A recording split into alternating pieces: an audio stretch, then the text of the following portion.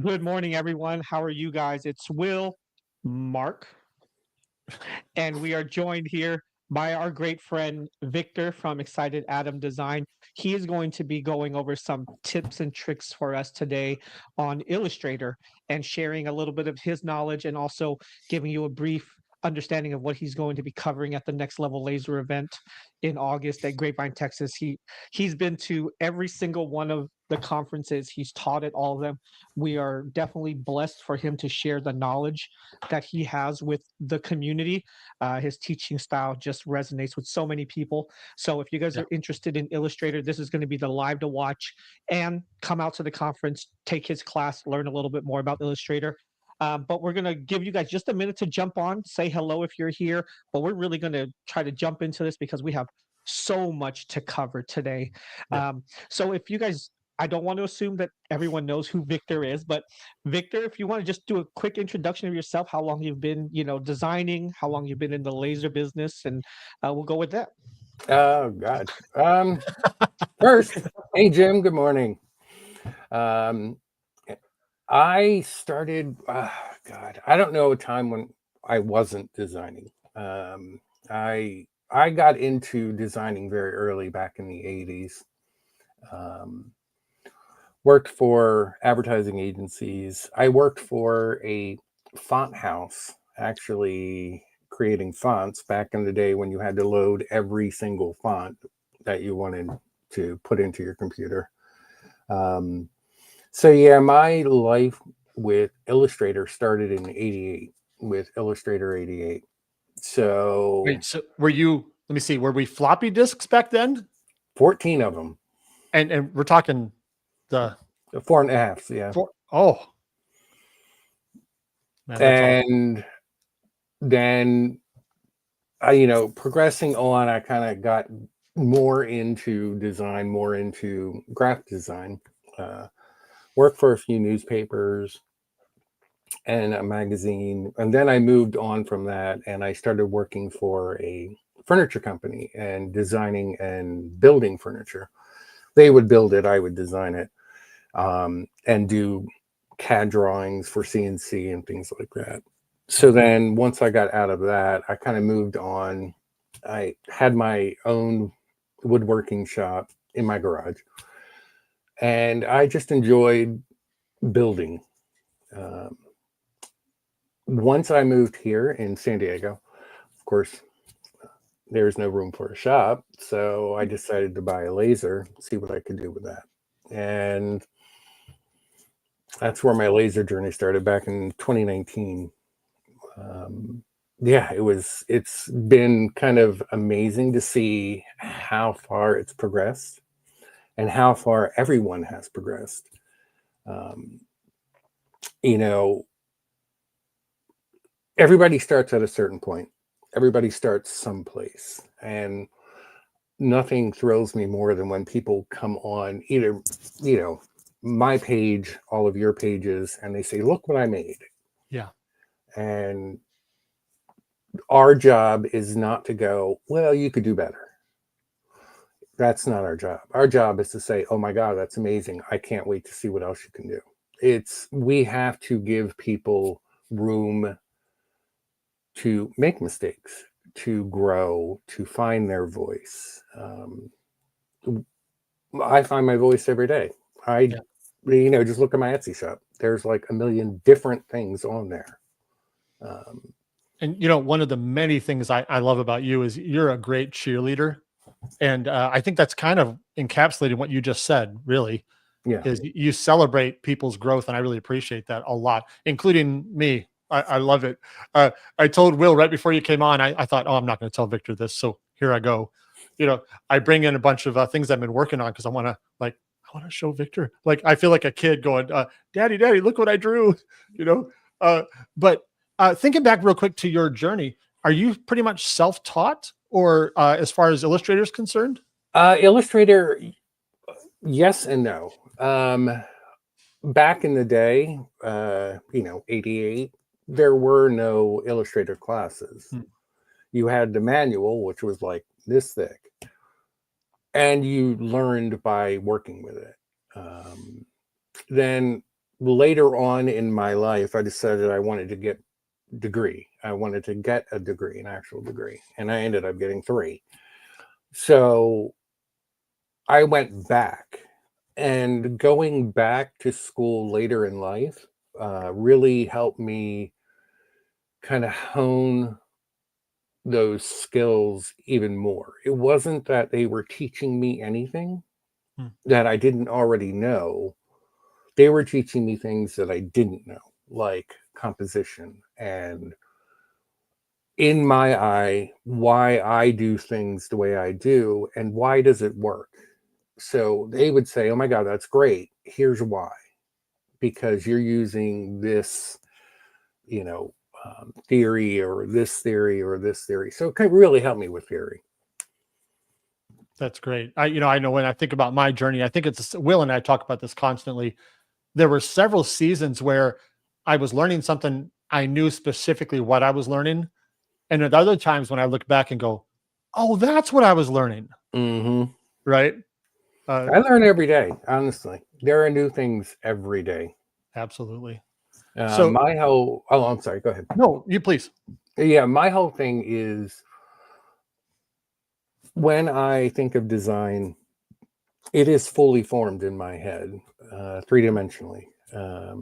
I can take it apart. I can fix something, put it back together, move it around, take it apart again. It is completely designed in my head before I even sit down to the computer. Um, that's when I know, like Will on all of our chats and stuff like that, and I keep talking about math. What are you doing? I'm thinking about math, because math is the basis of pretty much most design. Um, we think about it in the sense of material thickness, size, curve, whatever. I can see that. I can see those pieces and adjust and put them together and figure out what I need to do. So for me, I need it to be faster. So that's my whole Illustrator journey, is to make what I do faster and not search for what I want it to do. Yeah, that's great. So we've got a lot of different people out there who are from people who haven't even chosen a program that they want to use yet, to people who have decided, okay, I'm going to put my toe in the water of Illustrator, not Mhm. really sure what I'm doing. And then there's people on all the spectrum, right? From just beginners to maybe experts. And so as we walk through today, if you are watching and if you have any questions about Illustrator, please drop it in the chat. We will do our best to get it to Victor if we can. If we can address it during this live, we certainly will. If we can't, we'll see if we can address it in some form or fashion at another time. If you're watching this after the fact, if you're not watching it live, but you're watching it on demand, feel free to still drop comments, because we'll monitor those. And we know that some people are at work. Some people have the blessing of sleeping in further, whichever they prefer, but we'll do our best to try to keep up with that. So I think what we're going to do here is we're going to have Victor share his screen with Illustrator. So if you want to get that ready while I'm talking, that'll be great. And we've got several little tips that Victor's kind of prepared to talk about, and we'll walk through those. However, in the chat, if you guys have got any questions about the tip that he's currently sharing, or if you've got another question, again, shoot it at us and we'll do our best to address it. So I think, Victor, what we're going to do first, I think we're going to talk about just the right click menu. I think that's Okay. probably kind of a basic one that if you don't use it every day, I think you should start, and we'll go from there. So let me share your screen there, and we'll let you start about the right click menu. And then I've got a question right after that related to that. So go ahead and show us how that works. Okay, you can see my screen though, right? Yes. Okay, so I just chose the ellipse by pressing L over here. So I'm just going to make an object. Let me give it a fill so we can click on it. So I use keystrokes in everything that I do. It saves time. If I want my selection arrow, I can hit V on the keyboard. If I wanted the direct select, I can hit A. So we'll go with V. if I right click on this, it brings up an entire menu of all the kind of things I can do with whatever object I'm on. So we can cut, copy, paste. If you open up paste ellipses, it will bring in all the things you can do. Paste in front, paste in back, paste in place. So you don't have to remember keystrokes on a lot of things that you're doing. Yeah. Again, you can isolate, group join, average, all of these things here. And this whole, like the generative AI fill and stuff like that has been added. This whole bottom part has been added to since the last update. So there's more powerful stuff that you guys can do with your right click menu. That's great. I was going to ask you, I forgot what it's called because I personally didn't like it, so I turned it off. But the, what's it called? The menu that, The tooltips, is that what it's called? the tips, yeah, on the bottom. Yeah, I turned mine off. Yeah, because I found it visually It's intrusive. Like it annoying. was in the way. Now, I mean, I will say that sometimes it was useful. Hey, there's that tool. But more Right. often than not, I felt like I kept having to move it out of my own way. So Yeah. if you're an Illustrator user out there and you've got the tooltips turned on, is that something you can turn on real quick? I don't even know where it's at. Yeah, I don't remember. yeah, I'm trying to find it. I forget where it is. I turned it off, but I don't remember where it is. Yeah, I don't either. So if you can't find it, it's no big deal. But Yeah, for everybody else, I'm while old we're school. looking, it's a little menu bar, like a rectangle that kind of hangs out where your cursor is. And It moves. I think their intention was to bring you tools closer to wherever you were working, which I think was a noble intent. But I found that it just kept visually being in the way, so I turned it off. Yeah, I'm the same way. I have my screen is always set up the same way. I have my main toolbar on the left. I have my tab bar on the right with my properties palette is always open. Oh, in fact, can we talk about that real quick? The fact that Mhm. everybody's Illustrator can look different. Yep. In fact, I will tell you that yours and mine look quite a bit different. Not that there's a wrong or right, that it's just whatever Nope. you're comfortable with. Yeah. Can you just show them how we can drag those different panels around, how you can dock them different places? Can you show that for a minute? Oh yeah. So if you can just drag this out and it automatically becomes a floating panel. Same with this. If I drag it out, it becomes a floating panel. If I hold onto it until you see it locking, it automatically goes to the side. I can bring this one over and lock it right next to it if I wanted to.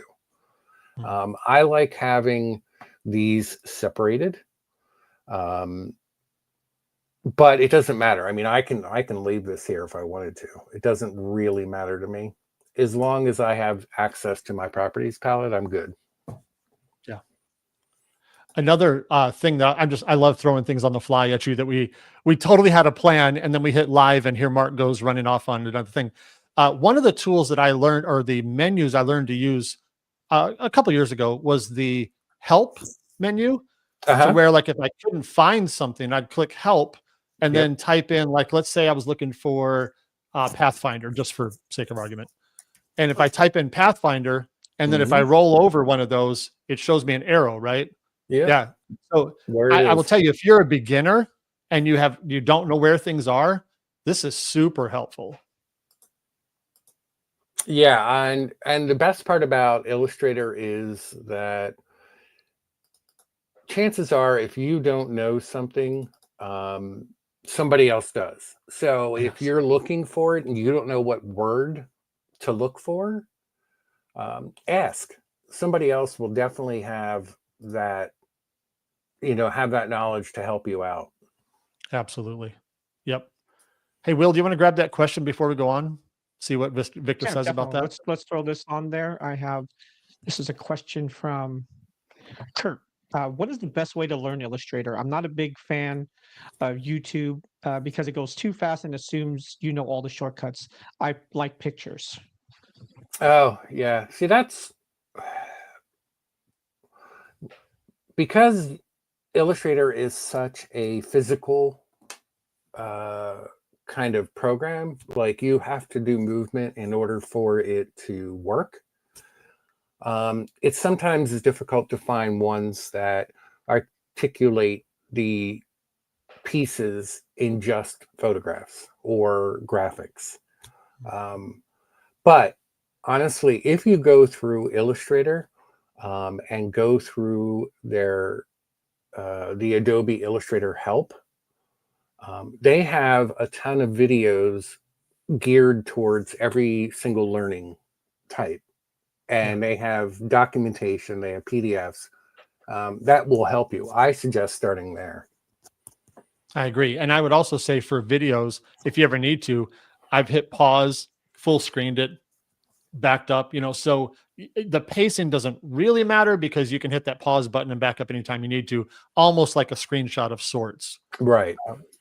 One other quick question he asked there was, how do you undock the two menus? Like if they were, do you just drag them apart, those two that you just put together on the You left? can't. The funny part is you can't actually drag these apart once you dock them together. So you would just delete them and then open up the new windows. So if I wanted to, I'm just going to go ahead. I can come over here. And as you can see, it automatically says where everything is docked because I have this top part in. I can load another one and then come back to my essentials and then go ahead in and open up my windows. So I can open up any of the toolbars that I want. So I'm going to do my advanced toolbar. It still loads here. Hold on one second. I love throwing curveballs. It's great. Yeah, I know, because I've never actually docked these together. I haven't either. So I was going to try to, I would love if I have an answer, but I don't have one. Yeah, it should automatically separate. So I'm not sure why it's not. Well, anyway, it doesn't. I will figure it out and I will let everybody know. It doesn't really bother me that they're docked together. Right. I know for me, when you go to the Windows menu, that's where everybody, if you don't know this, that's where all of those, what do you call them? You call them panels? Is that the right word? Yeah, your palettes. The palettes, yeah. All those palettes there, and you can find the ones that you need. Some of them have some some hot keys there next to them. Some of them don't. And your own style will decide whether you're going to use that or how you're going to get there. I think one of the many things that you got to understand about Illustrator is there's lots of ways to do the same thing oftentimes. And so I think using that help and using the drop-down window there, because a lot of times I'll say, hey, go to your, like I'll do a video and I'll say, go to Pathfinder, and I've got Pathfinder docked on the right and they don't. Right. And you don't know where it is. And so, oh, yeah, that's right. Go to window or go to help, but go to window under Pathfinder and find it. So that's really great. Yeah. So I always have Pathfinder, my properties open. And the reason why I have my properties open, just the properties menu, is because if I click on anything, it automatically gives me everything that I can do without going into a specialized tool with that object. That's great. If I have two objects, and I created that copy just by holding down Option Shift. I don't know what it is for a PC. This is all of my commands are for Mac, but now if I select them both, it adds whatever else I can do with it without going into a special tool. Nice. So in fact, can you just literally just repeat the one, because that was one of your tips you're going to share, was the option to make copies. So let me set the stage and then you can show everybody how. So you've got this circle and you need another circle. So one of the, I'll kind of tell you what happens to me. Sometimes I'll put something on my clipboard and then I realize, and it's not the circle, it's something else. Right. And I realize, I want to duplicate the circle. And in the past I would go, crap, I got to copy this circle to my clipboard, paste it, and then go back and get that other thing before I realized I could do this. So if you want to make a second circle, what's one fast way to do that? Just by holding down your Option key and dragging it and letting go. And I've often let go of the wrong thing first? Yeah. If I let go of the option while I'm dragging, it won't make a copy. Right. So you Right. hold down option, drag it across, let go of the circle, then let go of the option. Yeah. Yep. You'll figure it out pretty quick, but it is frustrating when you're a beginner. Like, what's happening? I'm just dragging the circle around the screen. So now, that's if you wanted to constrain it and you want it to be, constrained horizontally or vertically, if you hold down option shift and drag, it keeps it on the same, it's either 45, 90, and it'll great. put it in the same place. Oh, it's so good. Oh my goodness, there's so many things I want to chase. So here's another one. Okay. Oh, sorry. Grab Tabitha's, Will, before we keep going too far. Yeah, I can't see the question, so We got you. So what made you choose Illustrator? What made you choose Illustrator? What made other me choose programs? Illustrator? Well, honestly, when I started, there was nothing else. There was MS Paint. Yeah. I don't know why you didn't choose Paint. I mean, come on. Oh, actually, the funny part is I got my first job with the advertising agency because the guy saw me using MS Paint to make a painting. I did a bowl of fruit on like a table or something, and I used MS Paint to make it. Nice. That's great. I bet not too long after that, Corel started coming around because Corel's old. Corel came around. It wasn't really popular. And in fact, I hadn't really used Corel until they got sued. Then I wanted to use it. I wanted to see why they got sued. And then I realized very quickly why they got sued. Yeah. But I remember Corel way back in the day. So that's great. Yeah. Tabitha says, my sister still uses Paint for her logos. Oh, bless her. Bless her. Bless her. Oh, that's great. Awesome. Okay, so here's another one. And this is one I laughed about right before we went live because I didn't get it until the very end. And then I was like, oh, look at that. So this is one, I'll set it up for you. You can have a line with multiple nodes on it, and then using the direct select tool, make them evenly spaced with the align tool. This is great for making zigzag lines. So just set it up just like you did before we went live, because I think it's super cool. It took me a minute to get it. Okay, so we start with a line.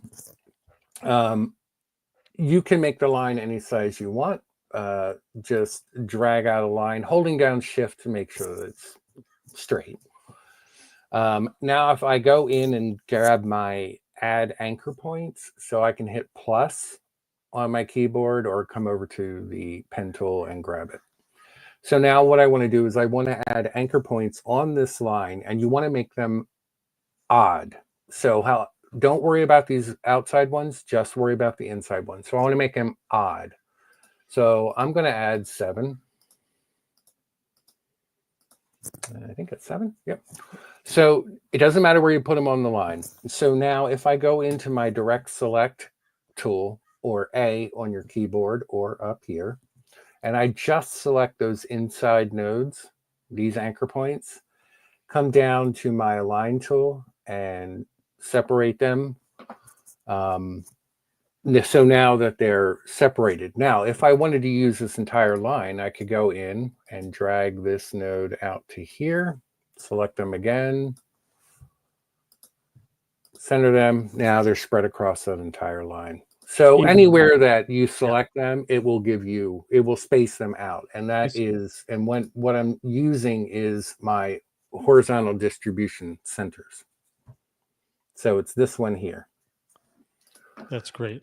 And now, before you go to the next part, just let me repeat it to make sure I got it too. Okay. So when you made the line, that line naturally has 2 end nodes, one on two end nodes, right? And then in this case, you put 7. The number doesn't actually matter, but the number does matter. It needs to be odd. I'm sorry. What I meant, I said that wrong. It has to be an odd number, but it could be 13 or whatever. It doesn't make any difference, but an odd number. And then when you selected, did you select all 9 of them or just the inside 7? You can't select them all because it won't. When you select an entire object, like if I select this, it's selecting the entire object. Okay. So coming down here isn't going to work. Okay.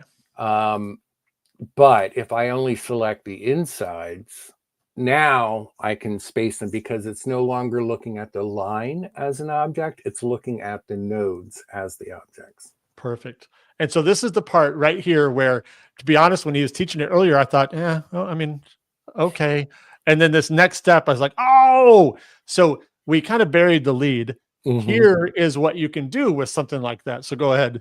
So now what we want to do is we want to come back in. I'm going to grab every other node, leaving the outside ones where they are. We're just working with the inside nodes. So grab every other one. So holding down Shift with my direct select. Now I'm going to hold down Shift and just drag down. So, and then I can go in. I can just delete these end anchors because we don't need them anymore. And now you have a perfect zigzag. Now, the other great thing about zigzags is zigzags are squiggly lines too, just by grabbing my arc tool and turning it into a wavy line.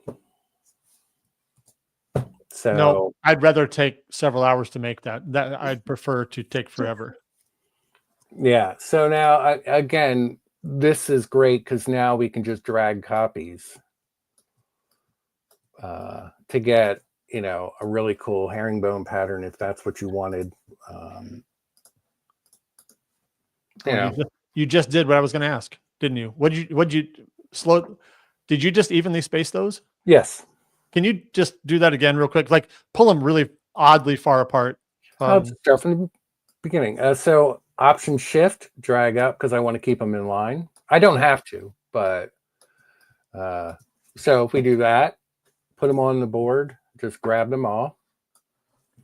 Come over to my line palette, and I'm going to vertical distribution center. Okay.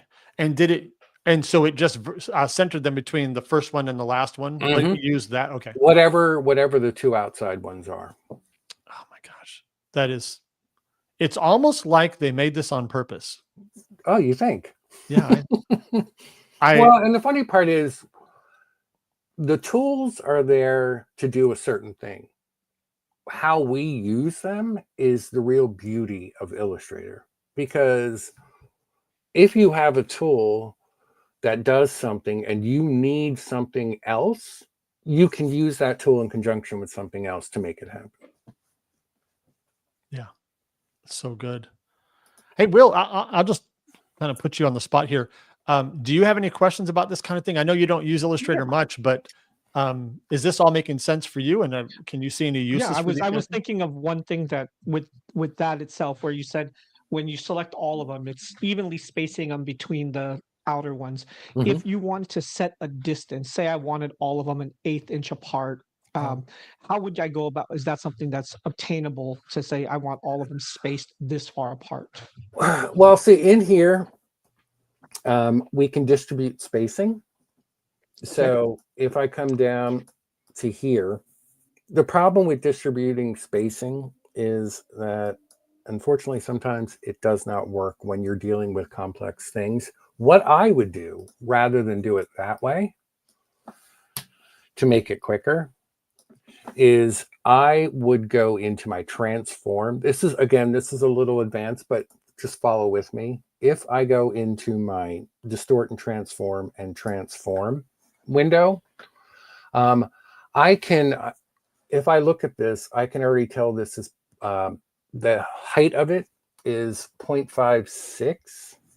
So if I go to vertical, and I'm just going to type in 1 inch, and then we can leave the angle there. I'm going to go ahead and make 6 copies. So now, let me bring this down to 0.5. There we go. So I would do something like that in transform, because it gives me more control over how many copies I want. And now, in order to, this is because these are just copies, they're not actually objects yet. If I go up to expand appearance, now they're all objects, and I can ungroup them, and now I can select each one.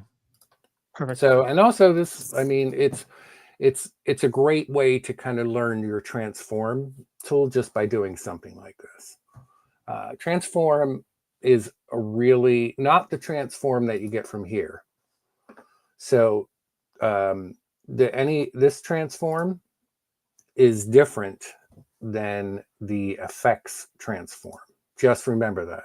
So in here, this transform is not the same as the transform that you get from the main window. Okay. Great. Yeah, go So ahead. I'm done. Okay. So let me see. You might have to set something up for this next one. So Okay. I'll describe it in a lengthy way to give you time to do it. So when we're talking about isolation mode, Mm-hmm. you probably need to set up a couple things there. So I'll let you kind of mess around for a minute. But this is useful when you've got a group of different things, and you want to edit one part without editing the whole thing. And so this be very useful. And I've seen a lot of people I've been helping occasionally where they end up in isolation mode. They're not actually sure. They don't know where they found themselves, and they're not sure how to get out of it. So Right. if you can kind of, as you're showing us how to edit something, also kind of explain to us what's happening and how we can tell we're there, that kind of thing too. Okay. So what I'm done, I'm just making kind of like a really stylized flower petal. If I wanted to kind of make copies of this again, I would just drag them and kind of rotate them and bring them together. The other thing that is kind of cool about Illustrator is if I drag a copy and then I click anywhere on the screen to get out of that object with my smart guides, so go up and make sure your smart guides are turned on. If I roll over that anchor, it'll tell me it's an anchor. So it'll tell me that's an anchor. If I click and drag, I can line up my anchors. As soon as it turns white, I am now over that anchor, so I know it's perfectly placed. Mm-hmm. If I hit R, which is my rotate tool, I can click on that anchor and then just drag the other one out. Oh. So R is your rotation tool, but again, this is how I kind of create, like if I'm going in and I want to make sure that everything is lined up perfectly. So if I drag this away, roll over it until I see anchor and just drag the anchor on top of the other one and let go. So now I know those two anchors are lined up perfectly. This helps when you're kind of lining up, when you're trying to get perfect cuts from tabs or whatever, and you want to bring them together and make sure they're right, just drag the anchor in. That's great. So now if I click on this and group it, if I select it, I'm selecting the entire thing. But if I wanted to make a change, I can't make the change unless I make a change to the whole thing. Now, if I double click, as you can see up here, I'm now in isolation mode. So I'm in my layer 1, I'm in the group itself, and I can make a change to this piece if I wanted. Let me just bring this over. Of course, I drop it. And there we go. So now, if I'm still in my isolation mode, if I wanted to back out of it, I could do it 2 different ways. I can come up here and just click on this arrow twice, or I can just double click anywhere on the screen and I'm automatically back out. And now I have my group again.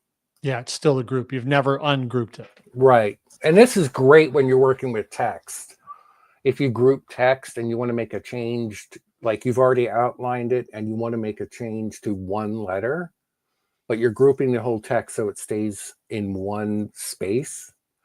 This is great for that. That's cool. Yeah. Any questions you guys have in the chat, let us know. There's so many things here. Little tip here. I'm sorry, we talked about it before we went live, and I'm embarrassed to say, did we already do this one? Did you talk about how to do the opposite of a tool? Did we talk about that yet? The opposite of when you're working with an object, whatever selection tool you have. Oh, the selection tool. Sure.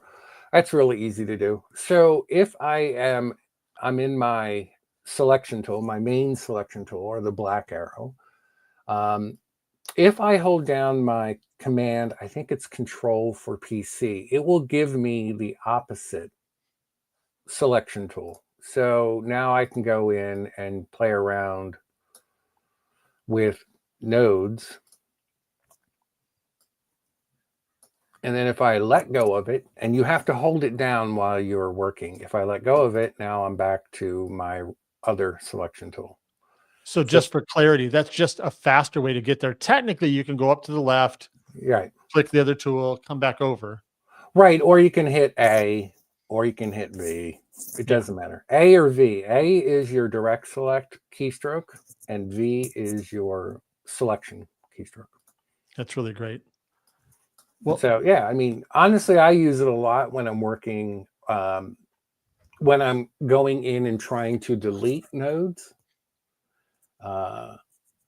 I do that. I use this a lot there because when you add nodes and you need to delete one, it makes it faster. Yeah. I've got two things I'd love to chase. One that you can do right now without any prep, and the other one, I might need to have you not share your screen, go grab something and come back. Okay. I'll tell you what the second one is first, and then we'll do the first one. I would love, if we have time, for you to show us the basics. I know you can't get into all the depths of it. I would love for you to show us how to trace a bitmap, because a lot of people need to use tracing for logos that they get from other people. Lower quality. Sure. And we can do that in a second. You'll probably have to grab a. Nope. I'm going to make you one. Oh, you're going to make us a bad one? Yeah. Sweet.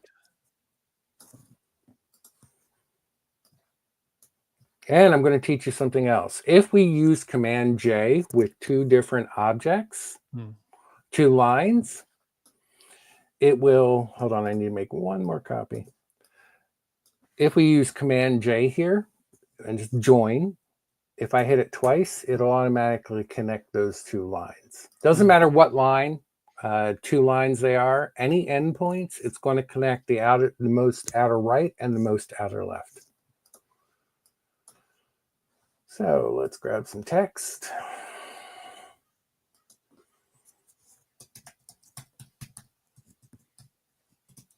Ugh. Oh, I can't spell when anybody's watching. That's for sure. Yeah, I have it's funny. I have a hard time spelling when it comes to like stupid words. Like I can spell anything, but when it comes to like words that I should know how to spell, yeah, I have a hard time with that.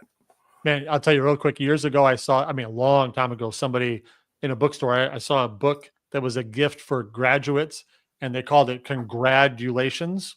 Oh, gee. And to this day, well, that was an intentional pun. Right. And to this day, I try to spell it with grad in it because of that stupid book. Right. I honestly, let me get rid of that line. Come on. There we go. And let's make this text white. And create outlines. All right, so now I'm going to go ahead up to object. And I'm going to rasterize this. So we're going to do, yeah, high is fine. All right, so now I have a bitmap. So here's my bitmap. If I wanted to trace this, I can just go up to window, and I'm going to come down to, I never use it, so bear with me. Hold on. Object. Here we go. So in fact, you could use the help and show us how to find it that way. Oh yeah, I don't know if it'll come up in that. I think it will. If you no, help. it's oh yeah, help. Yeah, and type trace, just because I think this is a good habit for new people if they can't find something. There we go. Image trace. There it is. Honestly, I never use it. So if I'm ever going to do a trace, I will actually physically draw it.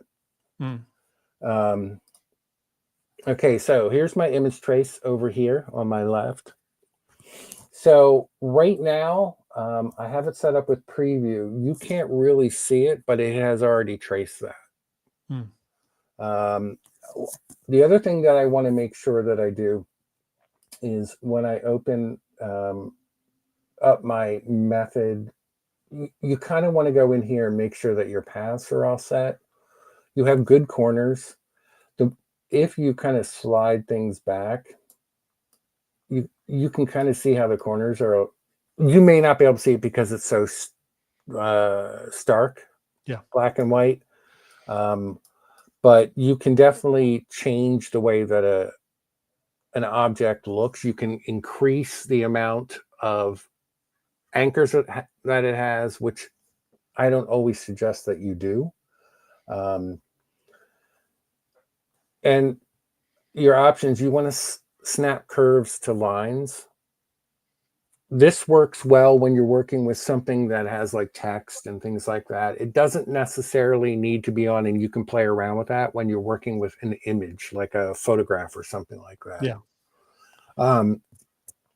So the other thing, you have all of these things in here that you can, pull in. You can make it line art, as you can see. You would have to then go in and play around with the threshold in order for it to change. I when you're working with these, I always love to play with what it can do. So everybody needs to go in and kind of play around with how you want to play around with the object. So, and your modes, you have color, grayscale, things like this. If I'm okay with this, it's already done. So this is completed. As soon as you hit trace, it automatically does it. So it's already due. If I hit expand, now it separates it. So now I have actual pieces that, again, if I double click and I group, I have an end. The other thing about trace is that it doesn't give you like a solid box. It actually, this N is cut out of the background because it's only tracing what it sees. So in order to make that a solid box, let me just change the color of this N. In order to make this a solid piece here, I would then just have to go in, grab an anchor, and delete all of them for that letter. So now you can go in and make changes, but you would still have the same. Does that make sense? I think so. Yeah. Yep. So yeah, so that's how you would trace. So image trace, play around with the, your threshold, your points, things like that. Perfect. As you were making the logo, Tabitha did have a quick question for you. She said, what tool do you use to center the text? To center the text, I use the text tool. So if I'll put it on an arch again. Yep. And I'll show you what I use. Give that a small, I'm only giving it a line so I can see it. If I go into my pen tool and I grab the anchor point tool, come over here with my smart guide selected, I know that that's the center, and I push up, it's going to curve that line. It will do that for any straight line. You can use your adjust anchor point. You can use that for anything. So now if I come back over, grab my text, my type on a path tool, and wherever I hit that line is where the type starts. So if I hit it here, it's centered. That's why it's doing it. Let me left justify it. So it's centered. It was centered. Now it's left justified. Oh, so is it centered or left between where I clicked and the other end of the line? Yes, wherever you click to the other end of the line. Okay. So now if I want to move, you can see where the other end of the line is. Yeah. So now if I want to move this, and take up the whole thing. I just grab it and drag it to the end.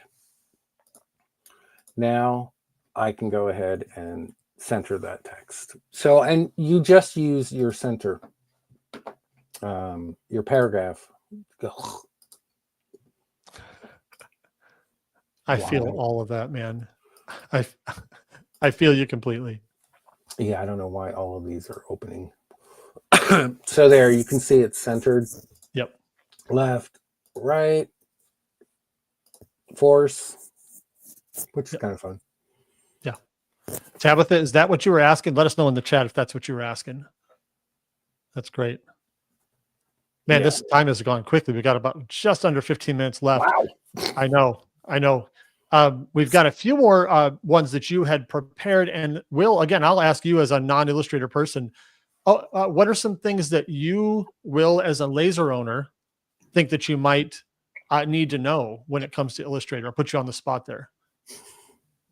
I mean, one thing that we see quite a bit, especially for newer users of lasers, is as same with me when I started with my Glowforge, I would type out text and then I would save it and then I'd open it in the Glowforge and there's no text there. Right. Yeah. And that's as I mean, it seems simple, but we still see the questions every day in the group. Yeah, like, hey, sure. I typed out my text. Where is it? How come I can't get my text onto my Glowforge? So yeah. That is really good, because the thing you have to remember about text when you're working with it, this is not an actual object. It is an input box that is on the screen. So I can make any changes I want to this text at any point. It is not registered as an object. So your laser is not going to see the text. What you need to do is create outlines after you type it. So right click, create outlines, or come up under type, create outlines. Those are the two different ways you can do it. I always just right click. So now I've created an outline, and Shift X will switch in between fill and line color. Now you can see the line. So now they are actual objects. and the thing that I see, another thing with the beginners when it comes to that, once you turn it to an outline, it is no longer editable as text, correct? Correct. Now it is Okay. an object. It is a graphic object now.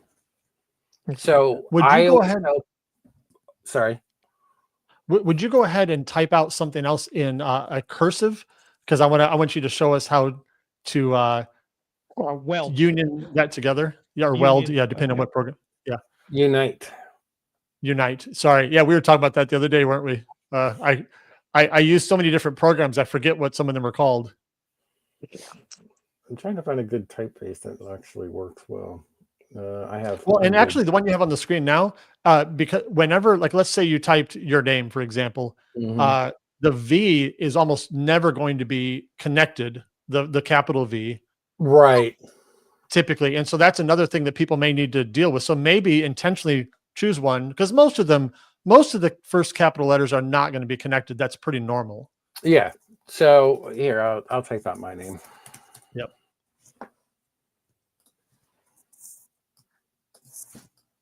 And for those of us over 50, yeah.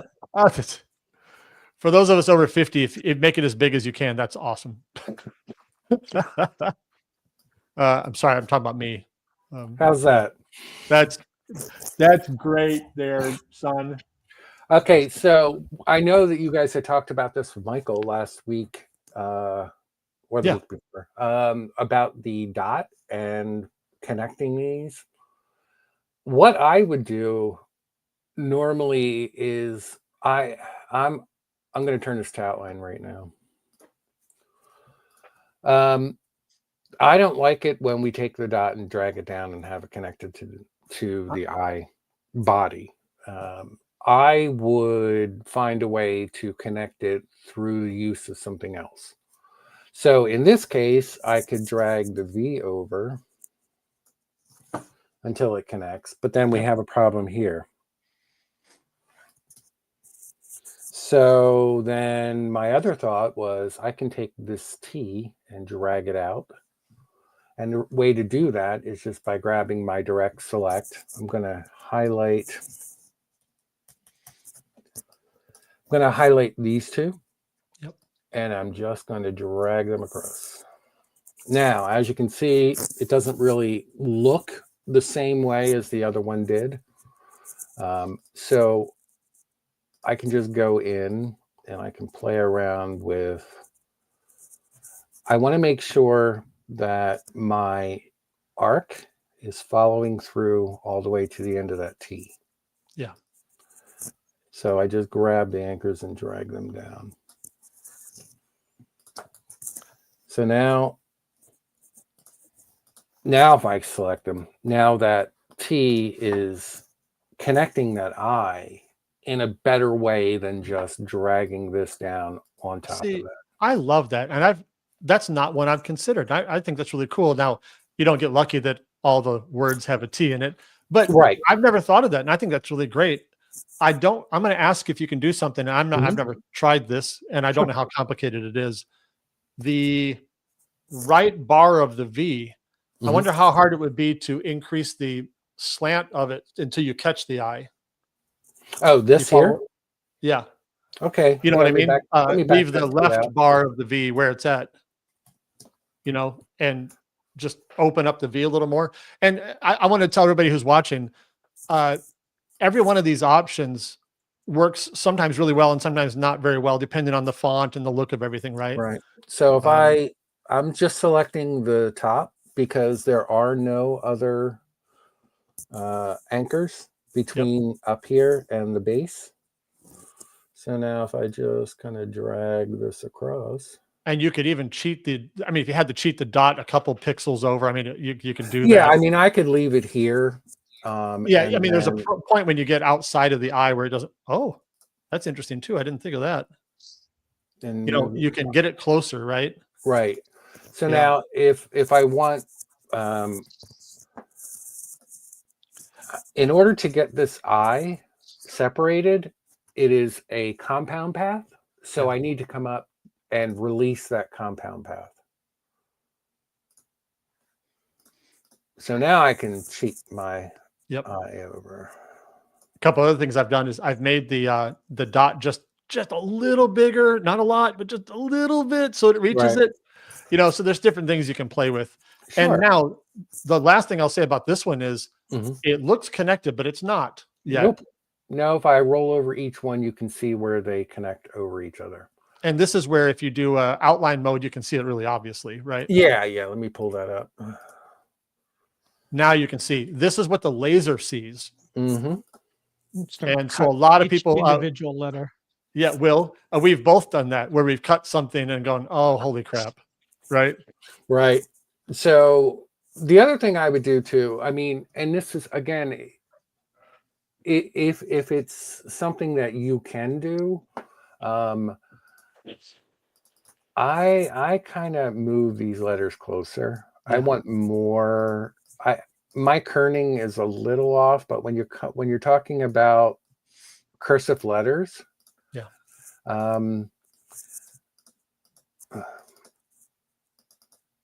I kind of like them a little closer.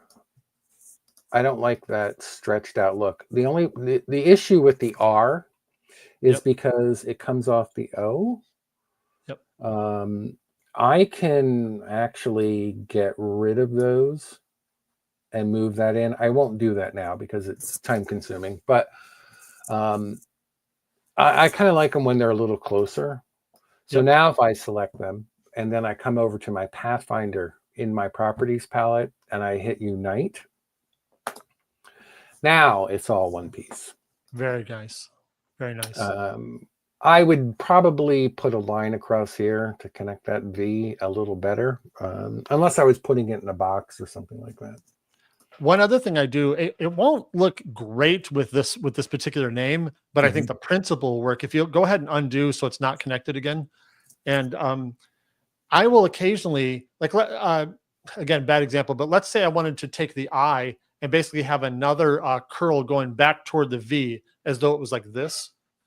I can There's see a couple how. ways I've done that. Either I can take the eye and copy paste it, flip it around so I can use the same shape again and weld it together, or I'll use that same font. And a lot of times I'll use a parentheses, which is just one of these, a swoosh. I have a better And way. well, my point is there's lots of ways to get there. And you can draw them sometimes, it just depends on what this font looks like. Just And draw a line. Yep. Then grab your anchor point tool and kind of play around with that. Then go in and then give it a stroke. We're going to say that's about a 7. Yeah, which we won't see it at the moment, but yeah, I know. well, because I do that all the time. I'll make this gigantic stroke because I can't see it. Like, what's going on? What's going on? What's going on? And then just play around with where it's hitting. Yeah. Now, in order to make that something, you obviously have to go up under expand and fill in stroke. And now it's an object that can be added. All of this can be now grouped. Yes. Annette asked, can you shift the V in to attach to the top of the eye, not the dot? Yeah, you absolutely can. Oh yeah, you can do whatever you want. You can move these pieces around any way you want. Right. And it really comes down to, do you like the look? Can you live with the look? Right. Because occasionally I'll do something like that and I go, I just can't, it bothers me enough that I can't do it. Right. Yeah. Honestly, sometimes it's more about, does it work? Yeah. Yeah. Well, as a beginner, speaking of text, because as you know, like this is all foreign to me, but one thing that I know, when you type out text and you click on it, it's still editable. You can see what the text name is.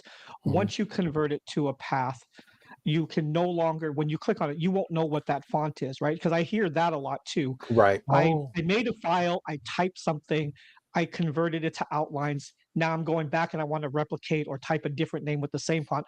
I have 300 fonts on my computer and I don't remember what font it was. Whenever some people put a font, like they'll type font underneath it of what the font is and maybe change the color so they can ignore it. Or even, I guess, if you don't make it into an outline, it won't even show up when you bring it into your Glowforge or to your laser, right? Correct. And what I normally do is all of my files start with a working file. So it's like 60 by 60 inches. Everything that is part of whatever that file is on that main page. So if I use text, I copy the text over to the side, type out what the font is, and just leave it there. Yeah. And then save it. So that file, that working file, has every permutation of whatever I did with that object. Yes. I'm laughing because I bet I just lost my canvases, my workspaces. Oh my gosh. If you zoom out, there is a lot going on. I do the same thing when I'm creating in Illustrator, my 3-dimensional drawings for my instructions. I have them all 3-dimensional on one page, and then I pull from them to add them to something else. One thing, one other way they could do what Will just asked, and again, a lot of this comes back to what workflow works best for you, So, could you show everybody where the layers panel is? I can't quite see it. I don't think you have it. Yeah, there it is. And if you and you can name layers whatever you want. Yep. So you could go to that text and type the name of the font if you wanted to. I'm not saying that's a better or worse option. Oh yeah, sure. Another you could option. have a layer in there and have it be whatever the text name is, font, whatever. Yep. Sure. I go through seasons where I get like crazy obsessive where I have to name every layer, and then other seasons where I don't name anything. It just kind of go back and forth. I rarely work in layers. Yeah. It only happens when I'm kind of playing around with an idea. Yeah. And I'll have one complete set done in one layer and the other layer I'm working on. So that way I'm not touching the other layer. I'm not making changes to it, but it allows me to play a little bit. Correct me if I'm wrong on this one. I know that on Illustrator, when you turn the eye off of a layer, which Yeah. I don't almost ever do anymore. I used to do it a lot, but I believe if you save it like that and then open it in Lightburn, Lightburn ignores the fact that it was turned off and it's still on. Yes, And I've I heard learned that the hard way because I've sold files where I just had all kinds of crap where it was all over the screen, turned off, turned off, turned off, turned off, forgot it was there. Mm-hmm. And then they opened it up and they said, "Hey, what's all this?" And occasionally I'd have somebody lay on top of something else that shouldn't even be there, but I turned it off, forgot it was there. Yeah, and that is an issue, because just because you can't see it doesn't mean it doesn't exist. Right. So you have to make sure that there are no stray nodes sticking out. So what I normally do before I have a file ready to go to Lightburn, whatever, Glowforge, whatever you're using, I will go ahead and back out. So Command minus about that far. Then I'll hit Select All, Command A or Control A, and make sure that this bounding box doesn't come out here. If it comes out here, there's a node sticking out somewhere here. Yes. Oh, I'm laughing with you and at you. I mean, because I've done the same thing where I had some random crap way out there. Yeah. Yeah. I try to make sure that, everything is contained within that one space. That's so good. Man, we've run out of time. I so many other questions people could be asking. I know I could ask too, but what a pleasure, man. Thank you for spending time with us. Will, why don't you kind of tell everybody about the conference, and we'll wrap it up there. And then if people have more questions for him, which, by the way, take a number because I'm going to be in his inbox here in just a second. Well, quickly, I'm going to just throw up Victor's Etsy page. If you've seen his designs in the groups, they're amazing. I would definitely go check it out. There's the amazing purses that he has there, and a bunch of other designs. Like Victor says, he'll be all over the place. He'll create like these amazing. Like one of my favorites was the gift card holder ornament. And then it's something simple as that. Then the Ferris wheel. Then you can get all the Christmas things. So definitely check out his page. Support the people who are supporting the community. He's always willing to share all of his knowledge with the community for free. So let's try to support those file sellers as much as possible.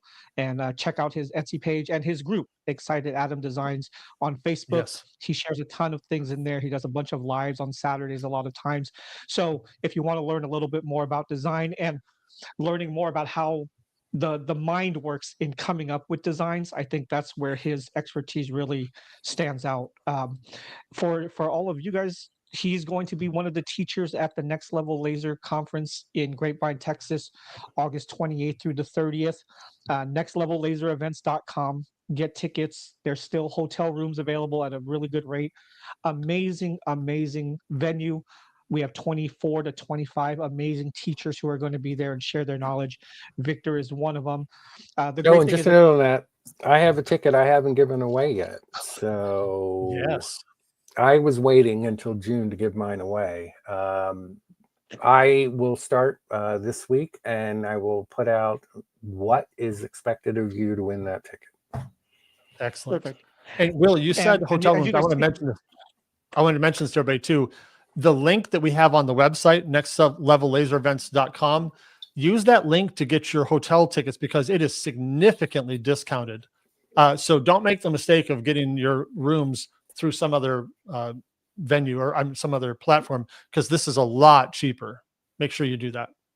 Definitely. So yeah, definitely. We'd love to see all of you there. We'd love for you guys to come meet Victor, pull in that knowledge, learn about Illustrator. The great thing is, as you see, he has a skill set that can sometimes, even for like myself and a lot of others, it's over our heads, but he's also able to teach us the basics, and he's able to understand us as a beginner or whatever stage you're on in your journey. So you're going to get something from that class if you're interested in Illustrator or you want to just get better at Illustrator. Both opportunities. We'd love to have you. It's going to be definitely life-changing in so many ways, the amount of people you meet. Absolutely. and you'll love Victor as a teacher, but you'll love him more as a person. So we'd love to see you guys come out there. August 28th through the 30th in Grapevine, Texas. Get your tickets now. And I'll add this, man. If you like the things that I do with Illustrator, this is the guy I go to learn from. So let me just tell you, That's he's fantastic. Absolutely. No, Mark, what is a amazing. pleasure, man. Well, thank you. Again, we'd love to see you guys learning everything you can. If you get a ticket, you will also have access after the event to the videos of all the classes. So that's another great thing. Take a ton of notes, of course, but you don't have to retain it all. You'll be able to watch that. It's only available to ticket holders. But just know that you will not get a chance to go to all the classes. There's more classes than there are time in the day for you, but you'll be able to get to all of them through the video, whether you went to them or not. So it's going to be fantastic. Once again, man, thanks. It's a pleasure. Thank you very much. If you guys have questions, drop them in the chat. Let us know. We'll see if we can keep up with them. But until then, as always, we'll see you in all the groups. Get in Victor's group, get in Will's group, get in my group, get in the conference group. We'd love to see you guys. Have a great rest of your Tuesday. Everybody else, have a great day. Victor, hang out because I'm going to ask him some Illustrator questions. All right, guys. Thanks for coming. You guys have a wonderful day. Thanks, guys. Bye.